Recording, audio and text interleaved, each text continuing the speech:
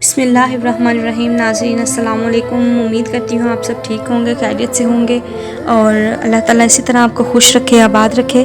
चलते हैं अपने टॉपिक की जानिब। टॉपिक बहुत मुख्तसर सा है, छोटा सा है और मैं सबसे पहले तो आपसे ये पूछना चाहूँगी कि क्या आपने मेरी पिछली वीडियो को लाइक किया और उसे शेयर ज़रूर किया।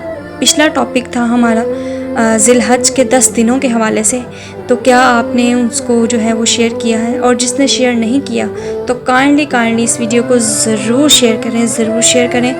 ये मेरी आप सब से एक रिक्वेस्ट है ताकि जो भी माँ बाप अपनी औलाद के लिए परेशान हैं या जो भी इंसान अपनी किसी मुश्किल की वजह से जो है वो बहुत परेशान है, तो हो सकता है कि आपके इन अल्फाज को इस वीडियो को उस तक पहुंचाने से अगर उसकी मुश्किल हल हो जाती है तो अल्लाह ताला आपको इसका अजर अता फरमाए। और कितना अजर अता फरमाएंगे कि आप एक अच्छी बात दूसरों तक पहुंचाएंगे तो उसका दुगना अजर आपको मिलेगा।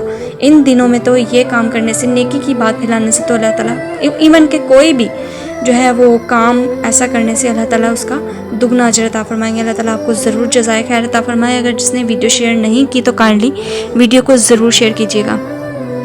वो वीडियो है ज़िलहज के हवाले से। तो चलते हैं अपने आज के टॉपिक की जानिब कि आज का हमारा टॉपिक किस हवाले से रेलिवेंट है। आज का टॉपिक हमारा रेलिवेंट है मौत के हवाले से। छोटा सा टॉपिक है, सिर्फ़ एक मैं आपको जो है वो बताऊंगी अंबिया कराम अलैहिस्सलाम की हज़रत जो है वो रूहुल कब्ज़ से जो है क्या उसे कहते हैं हज़रत इस्राईल अलैहिस्सलाम से गुफ्तगू, छोटी सी गुफ्तगू उनकी, ये मैं बताऊंगी आपको कि क्या थी। अव्वल तो चलते हैं अपनी वीडियो की जानिब। जिसने सब्सक्राइब नहीं किया काइंडली सब्सक्राइब करते हैं। चलते हैं अपनी वीडियो की जानिब कि देखें कि जब हज़रत आदम अलैहिस्सलाम का विसाल होने लगा था तो हज़रत आदम अलैहिस्सलाम अपने गम में रोते थे। हज़रत जिब्राईल अलैहिस्सलाम ने फरमाया कि ए आदम अलैहिस्सलाम आपको क्या गम है। यानी कि उस टाइम हज़रत जिब्राईल अमीन अलैहिस्सलाम हज़रत आदम की खिदमत में हाज़िर हुए तो आप अलैहिस्सलाम ने फरमाया ए जिब्राईल अलैहिस्सलाम, मुझे ये गम है कि जिस जन्नत से मुझे निकाला गया है तो क्या मैं इसमें दाखिल हो जाऊंगा या नहीं। तो उस टाइम हज़रत जिब्राईल अमीन दोबारा अल्लाह ताला के पास गए तो अल्लाह ताला ने उनके इस सवाल का जवाब इतने खूबसूरत अंदाज से किया कि हुक्म इलाही नाजिल हुआ कि ए आदम, आसमान की तरफ देखो कि ये जन्नत तुम्हारे लिए तैयार है। हज़रत आदम अलैहिस्सलाम ने जन्नत को देखा और खुश होकर जान दे दी। इसके बाद हज़रत नूह अलैहिस्सलाम की उम्र विसाल के वक़्त 1350 बरस थी। यानी कि जब उनकी विसाल का वक्त आया तो उनकी उम्र मुबारक थी 1350 बरस। जब मुल्कुल मौत उनके पास आए तो हज़रत नूह अलैहिस्सलाम मुल्कुल मौत की सूरत देखकर घबरा गए और ये कहा कि ए मुल्कुल मौत, तुमने तो बहुत जल्दी की आने में। मुल्कुल मौत ने कहा ए नूह अलैहिस्सलाम 1350 बरस में भी आप अलैहिस्सलाम का दिल दुनिया की ज़िंदगी से बेजार नहीं हुआ। तो आगे से क्या उन्होंने जवाब दिया खूबसूरत। हज़रत नूह अलैहिस्सलाम ने फरमाया कि ए मुल्कुल मौत, मैं तो ये समझता हूँ कि मैं किसी ऐसे मकान में दाखिल हुआ कि जिसके 2 दरवाजे हैं। एक में से मैं अंदर आया, दूसरे दरवाजे से तुम मुझे लेने के लिए आ गए।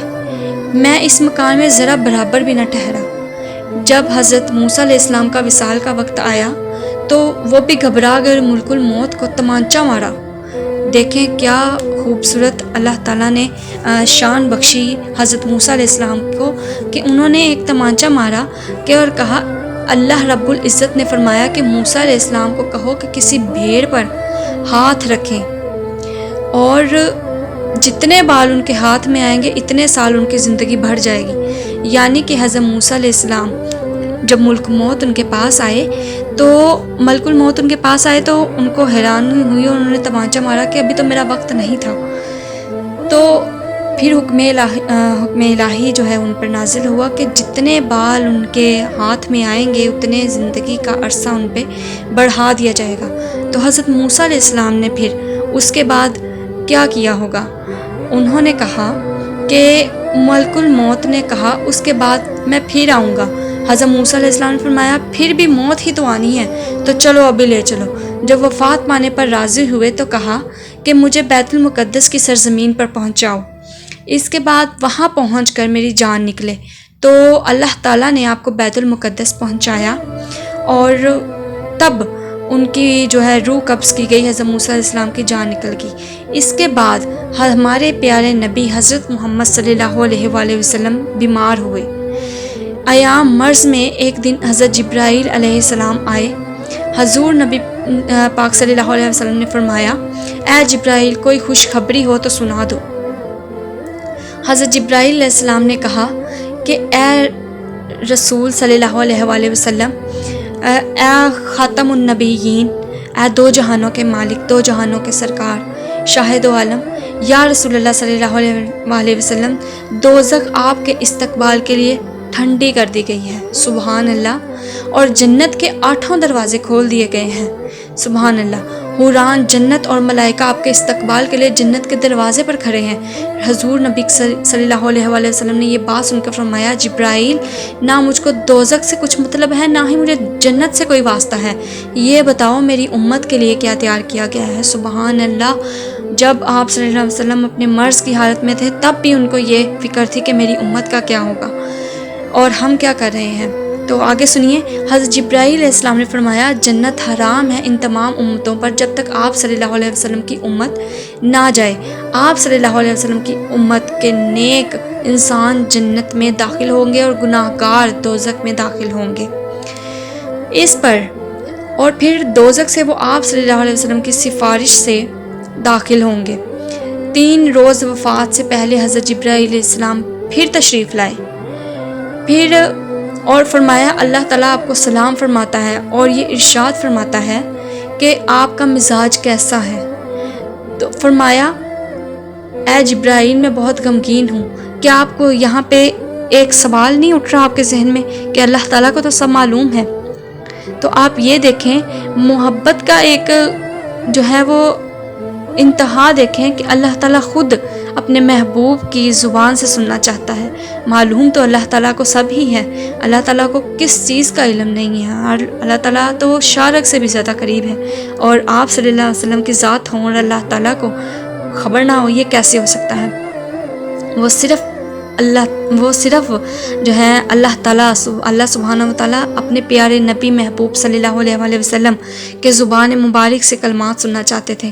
تو فرمایا اے جبرائیل علیہ السلام میں بہت غمگین ہوں۔ حضرت جبرائیل علیہ السلام مزاج پوچھ کر چلے گئے، اور پھر حضرت جبرائیل تشریف لائے اور عرض کیا کہ اللہ پاک آپ کو سلام فرماتا ہے، سبحان اللہ۔ اللہ پاک فرماتا ہے کہ آپ کو کیا غم ہے، اللہ تعالیٰ جانتا ہے، لیکن آپ صلی اللہ علیہ وآلہ وسلم اپنی زبان مبارک سے فرمائیں، سبحان اللہ۔ آپ صلی اللہ علیہ وآلہ وسلم نے فرمایا مجھے گناہ گار امت کا بہت ہی خیال ہے، گناہ گاروں کی مغفرت کیسے ہوگی؟